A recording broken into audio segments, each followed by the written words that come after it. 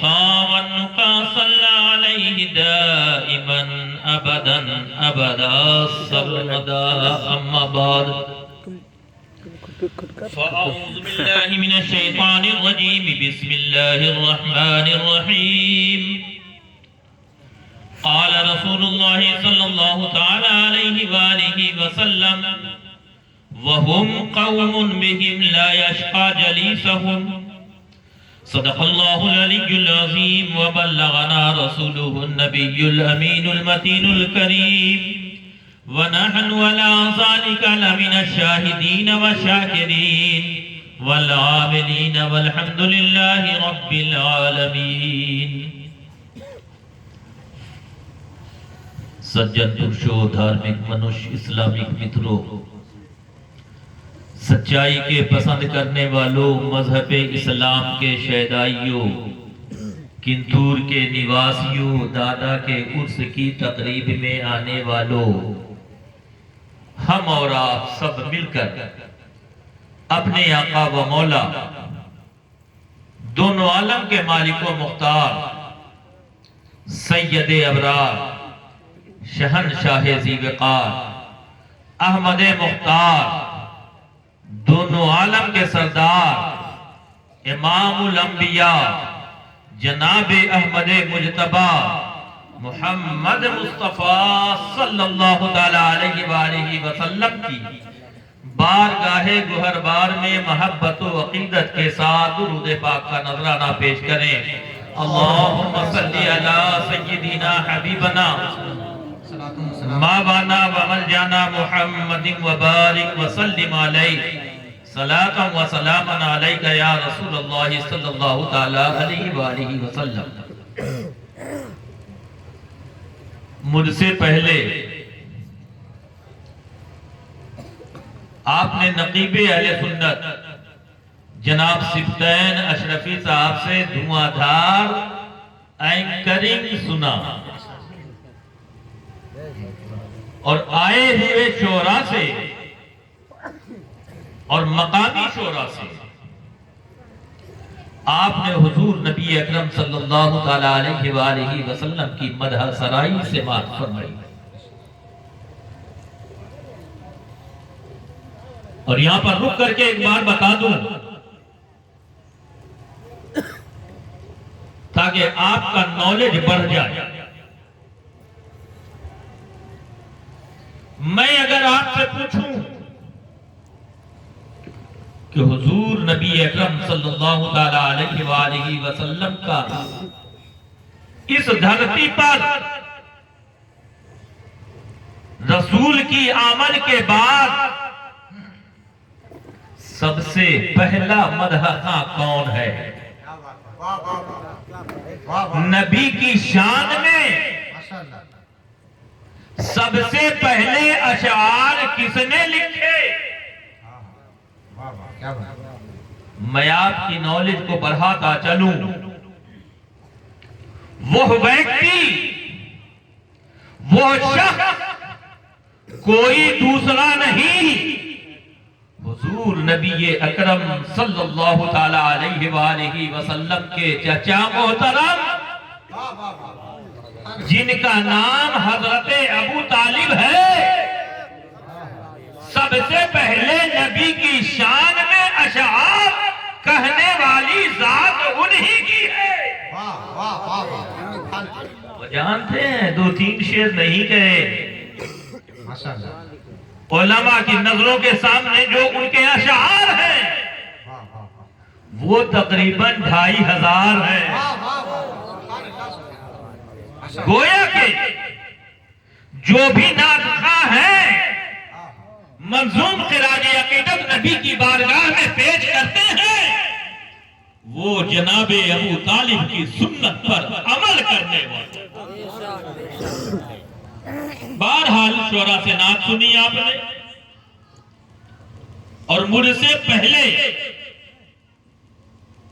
سید مصباح الدین اشرف صاحب سے ایک جامع خطاب سنا.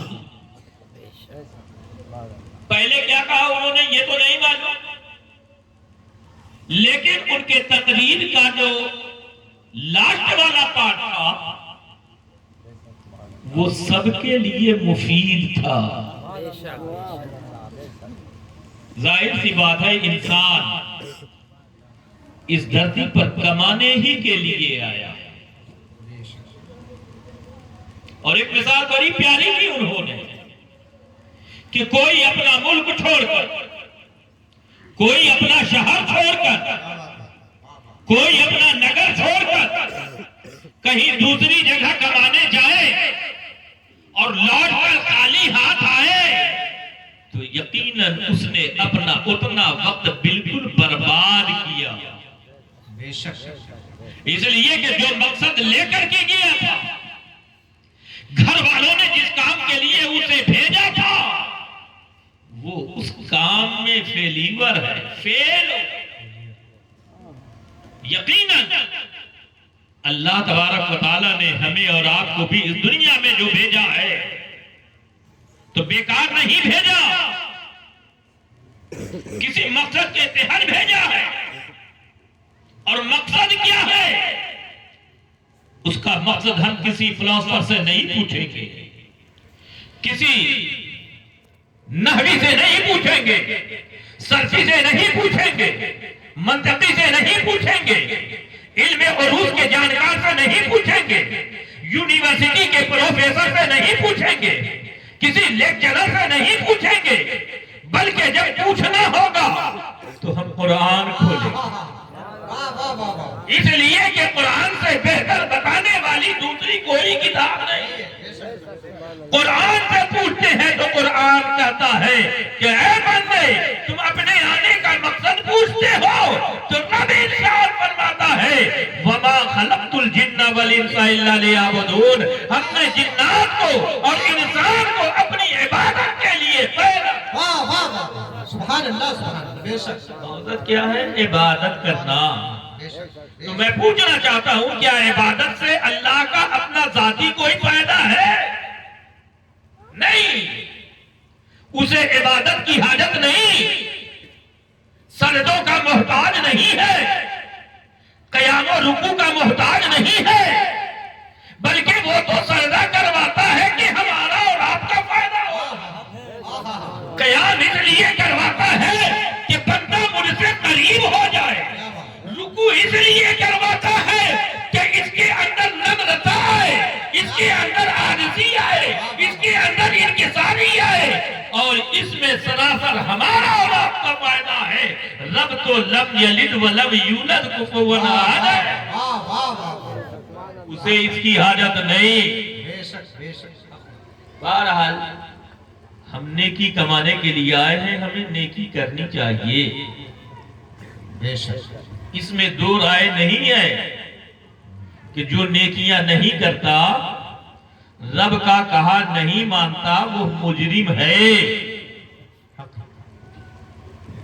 لیکن ساتھ ہی اس کا کہا نہ مان کر اس پر اڑا رہے اور وہ یہ کہے کہ میں نے جو کیا ہے وہ درست کیا ہے، تم اپنا کام کرو، تو مجرم ضرور ہے.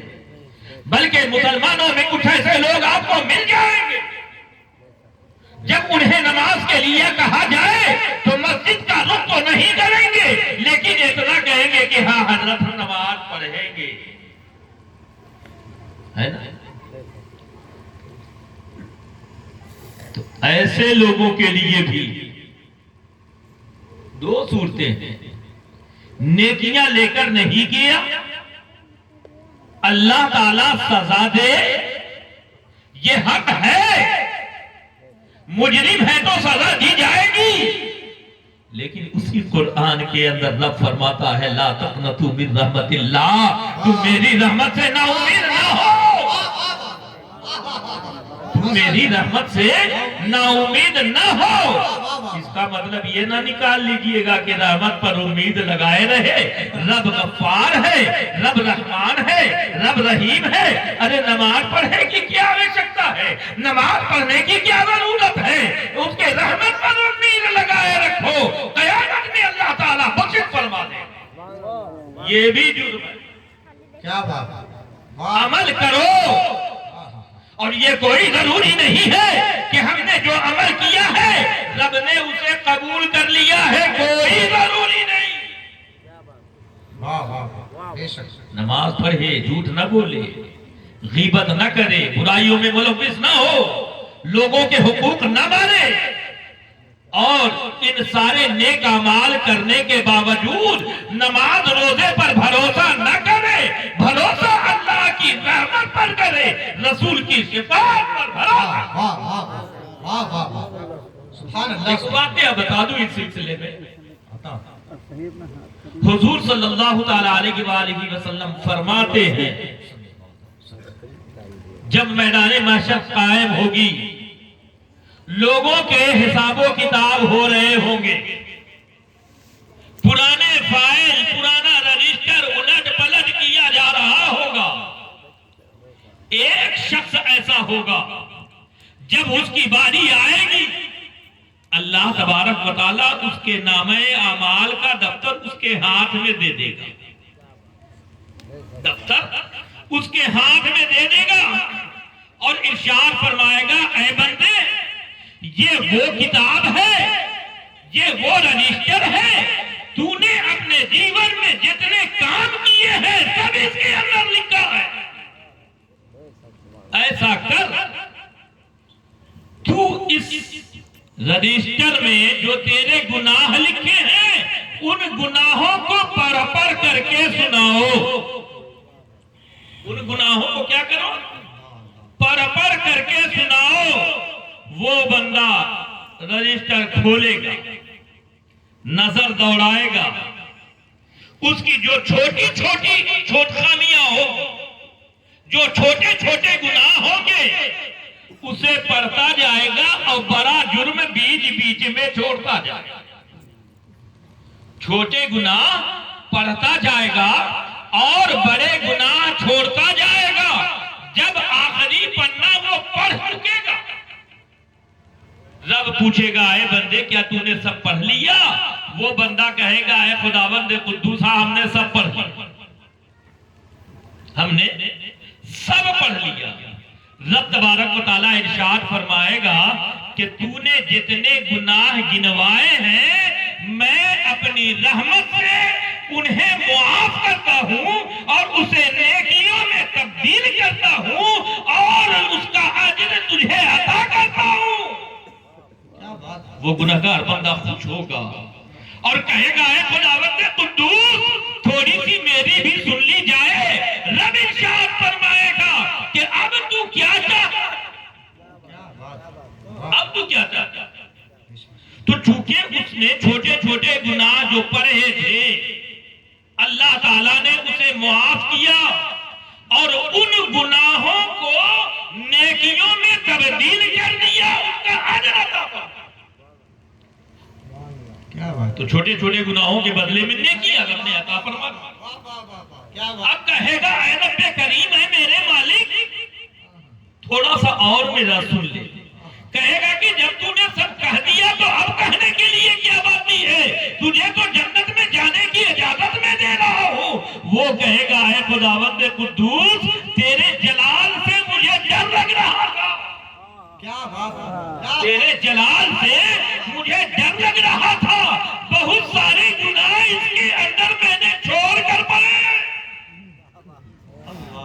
بہت سارے گناہ میں نے اس کے اندر چھوڑ دیے ہیں، یہ تو میرے چھوٹے گناہ تھے، اے اللہ اب میرے بڑے گناہ سے معاف فرما لے۔ رب ارشاد فرمائے گا کہ چل اپنے بڑے گناہ کو بیان کر، اب وہ چھانٹ چھانٹ کر بڑا بڑا گناہ کہے گا، اس لیے کہ اسے امید ہے نا کہ جب چھوٹے کو نیکیوں میں تبدیل کر کے نامہ اعمال میں نیکیاں لکھ دی گئی، جس کی وجہ سے میری بخشش ہو گئی، اب بڑے کے بدلے میں بڑا اجر دیا جائے، بڑے کے بدلے میں بڑا اجر دیا جائے گا، تو جنت میں ہمارے مرتبے بلند ہو جائیں گے۔ تو اللہ تبارک و تعالیٰ ارشاد فرمائے گا، مسکرائے گا اور کہے گا کہ اے بندے، مجھے معلوم ہے کہ تو نے بڑے گناہ چھوڑ دیے ہیں، چھوٹے گناہوں کی کاؤنٹنگ کی ہے، میں تیرے دلوں کے خطرات سے واقف ہوں، اے بندے، تو نے جو بڑے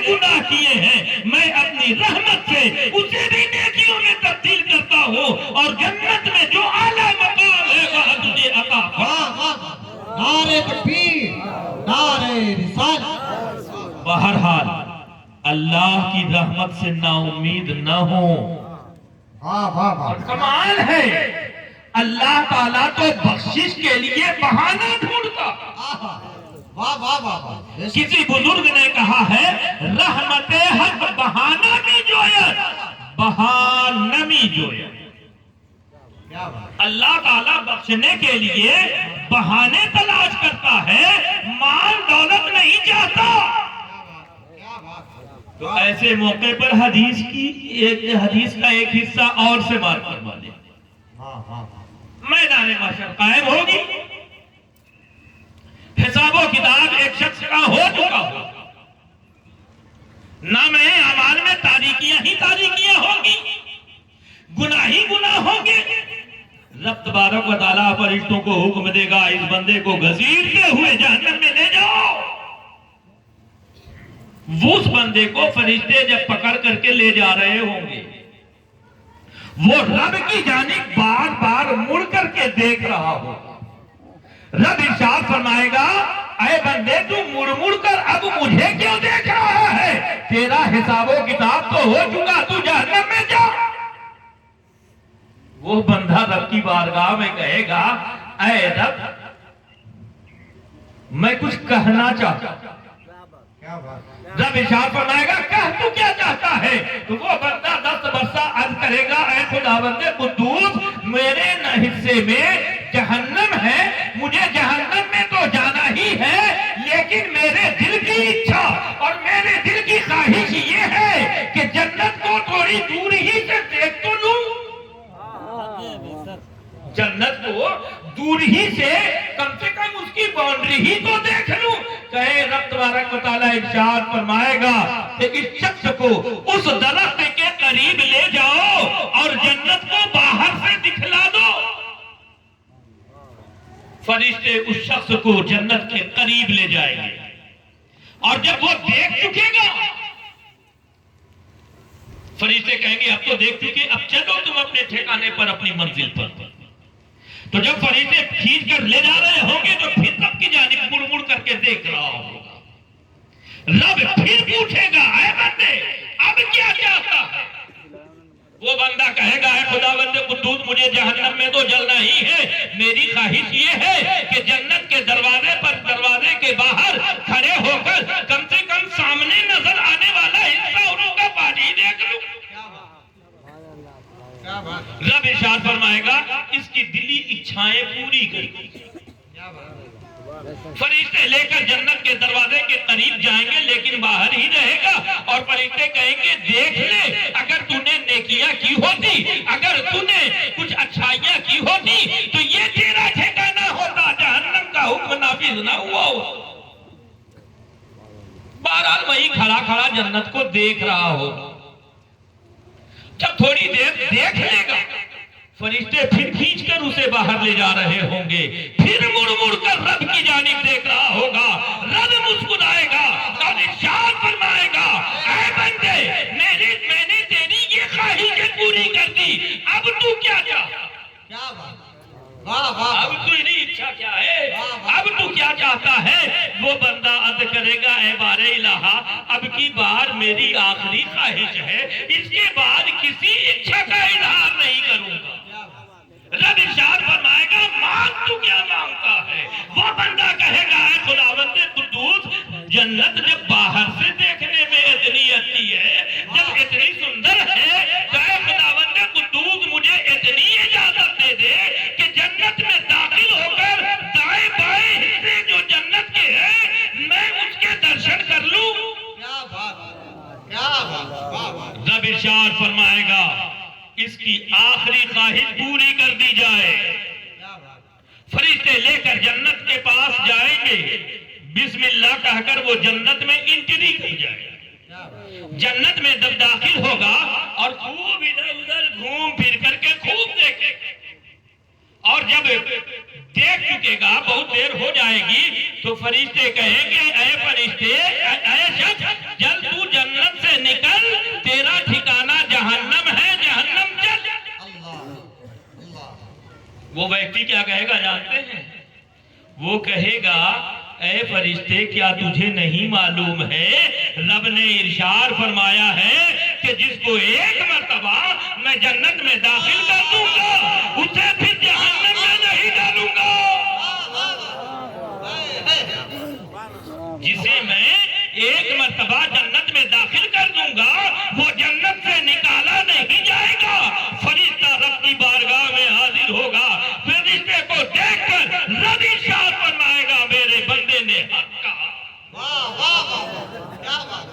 تو میں پوچھنا چاہتا ہوں اللہ تبارک و تعالیٰ تو انتر آتما کو جانتا ہے۔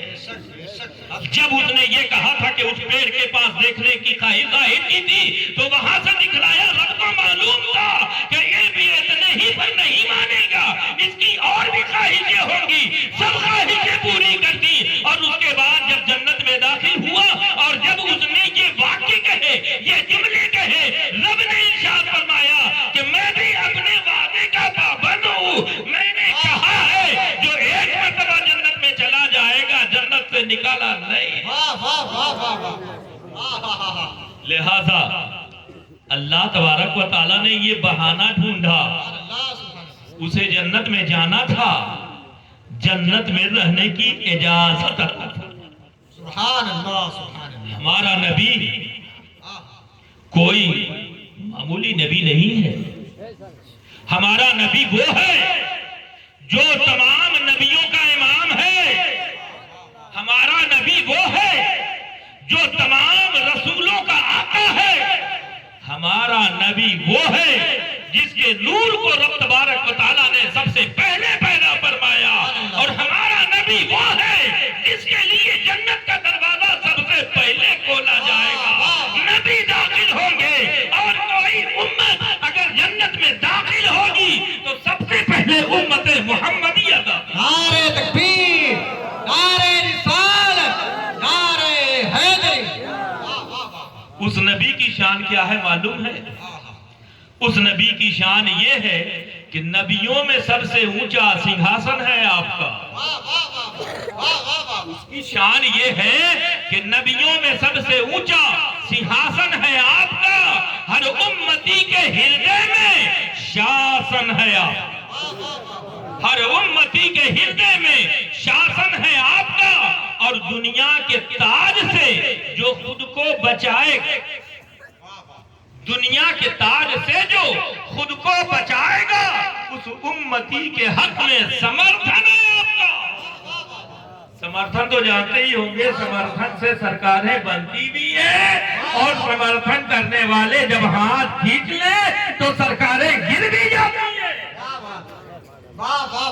اس امتی کے حق میں سمرتھن ہے آپ کا۔ اور ہجرت کی یاد راپے صدیق تھے ہم سفر، ہجرت کی یاد راپے صدیق تھے ہم سفر، ارے صدیق کا خلوص تو درشن ہے، درپن ہے آپ، صدیق کا خلوص تو درپن ہے آپ کا۔ اور آکاش سج رہا ہے بڑی دھوم دھام سے، آکاش سج رہا ہے بڑی دھوم دھام سے، ستیم شیوم ابھینندن ہے آپ کا، ستیم شیوم ابھینندن ہے آپ کا۔ اور کسی کہنے والے نے کہا ہے کہ جس ہردے میں نبی کا یدی پیار نہیں ہے، جس ہردے میں نبی کا یدی پیار نہیں ہے، سورگ میں جائے کوئی آدھار۔ ماشاءاللہ کنٹور والے شاعر بھی ہیں بھائی۔ جس ہردے میں نبی کا یدی پیار نہیں ہے، سورگ میں جائے کوئی آدھار نہیں ہے، اتینت کرپاشیل ہے سرکار مدینہ، اتینت کرپاشیل ہے سرکار مدینہ۔ ارے کس ویکتی پہ میرے آقا کا اپکار نہیں، کس ویکتی پہ میرے آقا کا اپکار نہیں ہے۔ اور امت شہ کون و مکان نرک میں جائے جب، امت شہ کون و مکان نرک میں جائے جامی، یہ سرور عالم کو سویکار نہیں ہے۔ امت شہ کونو مکان نرک میں جائے جامی، یہ سرور عالم کو سویکار نہیں ہے۔ ایک مرتبہ درود پاک پڑھ لیں، اللہم صلی علی سیدنا حبیبنا مابانا و مولانا محمد مبارک وسلم علیہ صلاۃ و سلام علیکہ یا رسول اللہ صلی اللہ تعالی علیہ وآلہ وسلم۔ ماشاءاللہ سمے بہت ہو گیا ہے نا، ایک بج چکا۔ ہم لوگ تقریر میں بیان کرتے ہیں کہ بھئیہ ہم لوگ نسبت والے ہیں، 10 بجے پروگرام شروع ہوتا ہے تو کہتے ہیں کہ فلاں صاحب آ رہے ہیں، 11ویں والے تک پہنچا دیں گے، اور جب وہ 11 بجے کوئی بیٹھتا ہے تو کہتا یہ ہے کہ ہم 12ویں والے تک پہنچا دیں گے، اور 12 بجے بیٹھنے والا کہتا ہے کہ میں رب تک پہنچا دوں گا۔ ہے کہ نہیں بھائی؟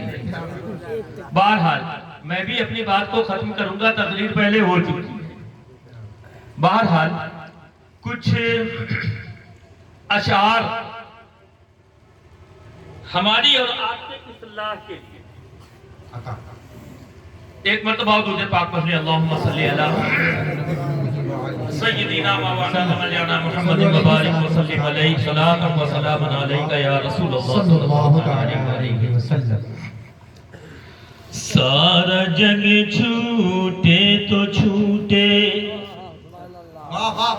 سارا جگ چھوٹے تو چھوٹے، دیا دھرم مت چھوڑ، سارا جگ چھوٹے تو چھوٹے، ارے دیا دھرم مت چھوڑ، جس نے کیا ہے جگ کی رچنا، جس نے کیا ہے جگ کی رچنا، اس سے ناتا جوڑ لوگو، اس سے ناتا جوڑ، اور بن کے منشے آیا ہے جگ میں، بن کے منشے آیا ہے جگ میں، کیوں تو گیا یہ بھول، بن کے منشے آیا ہے جگ میں، کیوں تو گیا یہ بھول، یہ جگ ہے پن کی کھلواری، یہ جگ ہے پن کی کھلواری، ارے جس کا منشے ہے پھول لوگو، جس کا منشے ہے پھول۔ اور یہ شعر بھی توجہ سے سماعت فرمائیں کہ ماٹی کی مورت کو پوجے، ماٹی کی مورت کو پوجے، ارے جس میں نہیں ہے جان،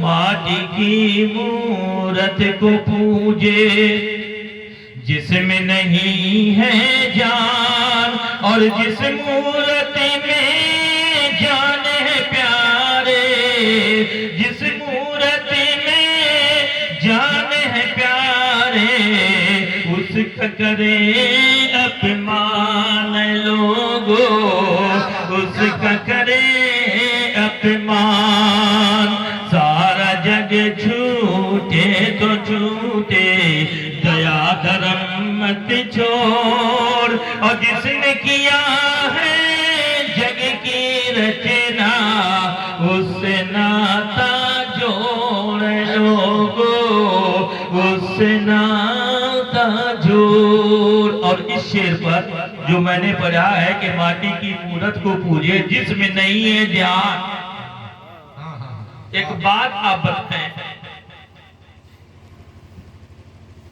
کہ یہ کرسی زیادہ مہتو رکھتی ہے،